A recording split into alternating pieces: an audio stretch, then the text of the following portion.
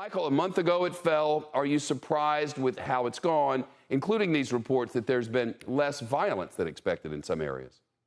Well, that's it, Shepard. It's a very mixed bag, and I think you outlined it really well when you pointed out the dire dangers that still exist. So there's certainly no cause for celebration, but there has not been nearly as much killing as I would have predicted in a country where the Taliban and the government were at such odds for so long, with death tolls per year probably in the range of 15 to 20,000 people, most of them combatants. And I expected a lot more revenge killing. I expected the Taliban to institute a much more severe form of Sharia law than they have so far.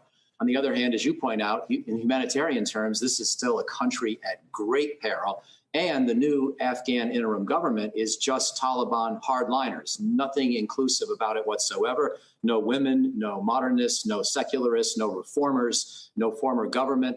And so even though the amnesty that the Taliban promised seems to at least be keeping people alive, it's not really giving them any kind of say in the new country. So it's a very mixed bag, but still, I have to say, less bad than I would have predicted 1 month into Taliban rule. But as you mentioned, the leadership still sort of old school Taliban. The U.S. and the international community haven't recognized the Taliban, but they are engaging with them. How do you see this relationship developing?